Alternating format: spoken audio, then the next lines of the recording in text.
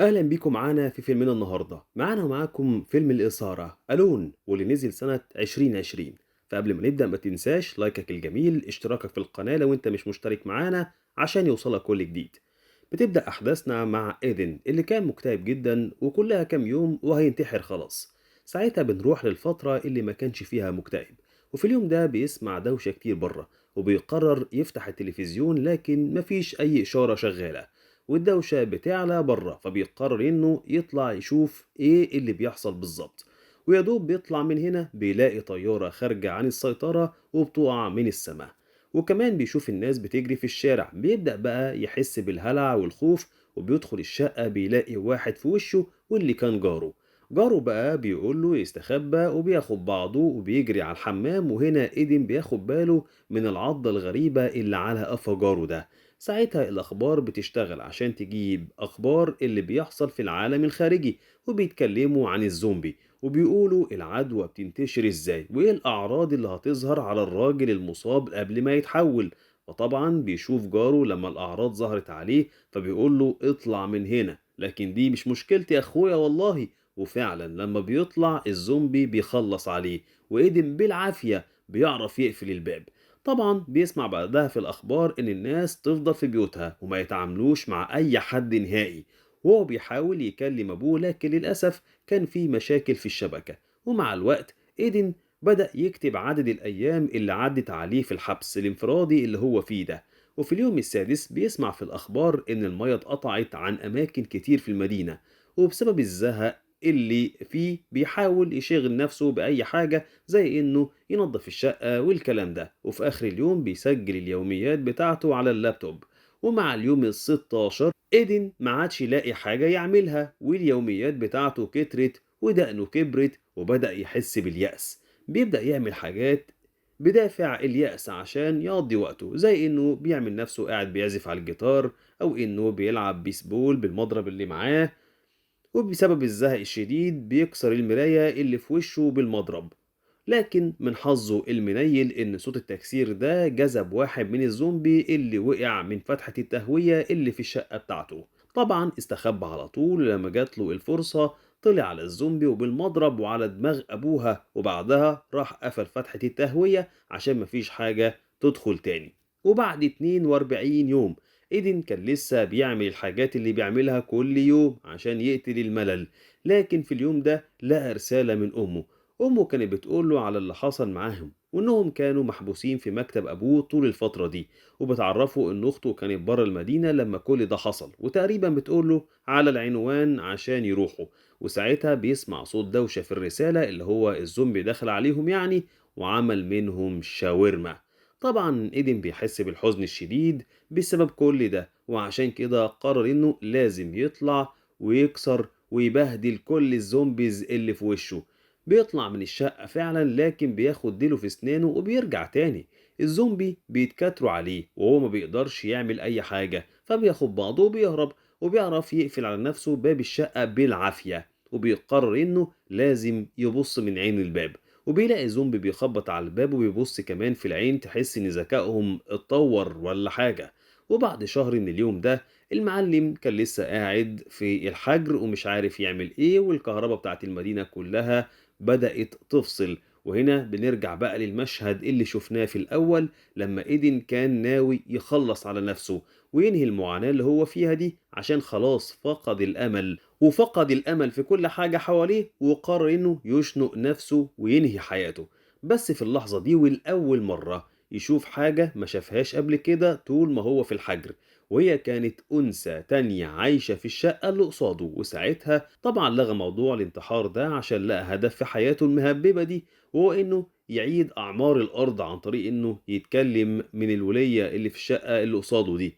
تاني يوم على طول بيبدأ يتواصل مع الست دي عن طريق الورق، وبيعرف إن اسمها إيفا. وطبعا كان متحمس على الآخر عشان شاف بني آدم تاني، وكمان بيتواصل معاها وبيسألها إن كانت لوحدها فبتقول له آه، وبيقول لها كمان إنها أول بني آدم يشوفه من ساعة اللي حصل في الأخبار.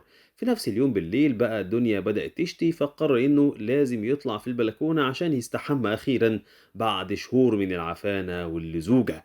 وكمان قرر إنه يحلق دقنه عشان كبرت وملت حشرات، وكمان عشان يبقى شكله رايق ومحترم قصاد إيفا يعني. بيطلع البلكونة بقى وبيرمي لها كورة بيسبول مربوط فيها حبل عشان يبعت لها شوية مشروبات عشان تروق على نفسها، لكن ساعتها بيلاقوا السوبر هيرو الجديد بتاع المدينة اللي هو سبايدر مان بيطلع على الحيطة، ولا أجدعها زومبي فزومبي ولا أجدعها سبايدر مان. وأنا الصراحة أول مرة أشوف زومبي رشيق قوي كده. المهم إنه بيرمي إزازة على الزومبي اللي بيطلع على العمارة اللي فيها إيفا، والزومبي بيسمع الكلام وبينزل وبياخد بعضه وبيطلع على العمارة اللي فيها إيدن عشان ياكله لأنه جعان. وفي نفس الوقت ده الزومبي اللي بره الشقة بيحاولوا يدخلوا، فبيروح وبيقف ورا التلاجة عشان يمنعهم. ولما الزومبي اللي بره بيهدوا بياخد المضرب اللي معاه وبيروح يقتل الزومبي اللي كان بيطلع على العمارة بتاعته، وبيقعد يضرب فيه ولا كأنه بينفض سجادة. للأسف بقى في نفس اليوم بالليل إيدن بياخد باله إن الأكل اللي معاه خلص وكان جعان على الآخر، فبيقرر إنه يطلع من الشقة عشان يلقط رزقه من أي حتة. وبياخد المفاتيح من جاره اللي ميت قدام الباب واللي دخل عليه في أول الفيلم، وبيطلع على شقته. بيقعد بقى يدور في الشقة وبيلاقي أكل يكفيه كام شهر قدام، فبيبدأ يعبي بقى وهو مبسوط على الآخر. وبيلاقي كمان شوية أدوات ممكن يستعملها زي الحبال وغيره. لكن وأثناء ما هو بياخد الحاجات دي بيلاقي زومبي في وشه، وطبعا بيقعد يحارب فيه شوية لحد لما بيخلص عليه. بيطلع على الشقة بتاعته بيلاقي زومبي في وشه ويدوب وبالعافية بيعرف يهرب منهم وبيدخل الشقة. وبيبدأ يدور في الحاجات اللي خدها وبيلاقي معاه جهازين لاسلكي، فبيقرر انه لازم يدي واحد لإيفا. بيعمل حبل طويل وبينزل من البلكونة، ومش عارف ليه ما قررش انه يرميه او يلاقي حل تاني، بس قشطة يعني. بينزل من البلكونة وبيستخبى عشان بياخد باله من الزومبي اللي بيجروا في المنطقة. وفي النهاية واخيرا بيوصل لتحت البلكونة وبيرمي الجهاز اللي معاه وبيرجع تاني للشقة بتاعته. تاني يوم على طول بيسمع إيفا وهي بتتكلم في اللاسلكي وبيتبسط على الآخر، وهي كمان كانت مبسوطة وإحنا مبسوطين وكلنا مبسوطين. وبتشكره كمان على المعاناة اللي عملها عشان يقدروا يكلموا بعض بالصوت. بعد أيام من الموضوع ده الأكل بدأ يخلص مرة تانية، فبيقرر إنه لازم ينزل يدور على الأكل عن طريق فتحات التهوية. وب دبل كيك بيشوف حاجة بتخليه يعملها على نفسه، واللي كان الزومبي، بس من حسن الحظ بتاعه إن الزومبي كان ميت.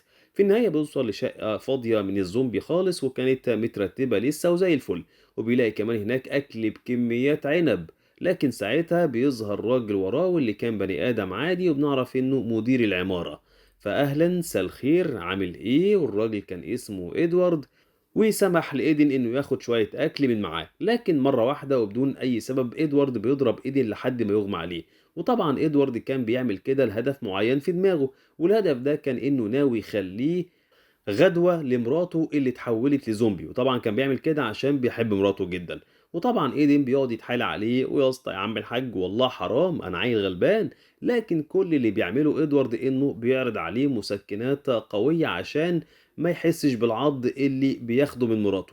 ساعتها صاحب الشقة بيسمع صوت ضرب على الباب، فبيروح عشان يتأكد ان الزومبي مش هيدخل، وده بيدي الفرصة لإيدن عشان يهرب. ولما الراجل بيدخل عليه بيعرف يزقه على السرير ومراته بتمسكه وهم يا جمل. ولما بيرجع الشقة بيلاقي إن إيفا بتكلمه بتقوله إن الزومبي دخل الشقة بتاعتها وهي محبوسة في البلكونة.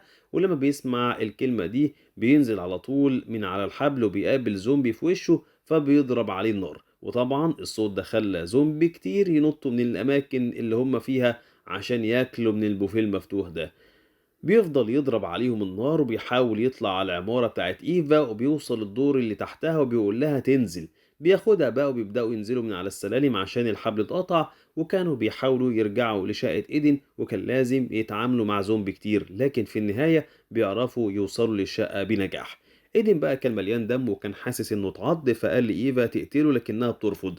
فبياخد بعضه عشان ينط من البلكونة، لكن ساعتها بيخلع الهدوم بتاعته وبياخد باله إن مفيش أي آثار للعض. ساعتها بقى بيسمعوا صوت الزومبي وهم بيحاولوا يدخلوا الشقة، وهما الاتنين بيحاولوا يمنعوهم، وبيوعدوا بعضهم إنهم هيعدوا كارثة الزومبي دي سوا. وساعتها تتر النهاية بيظهر، وبكده يكون فيلمنا النهاردة خلص، ونشوفكم على خير الفيلم الجاي. سلام.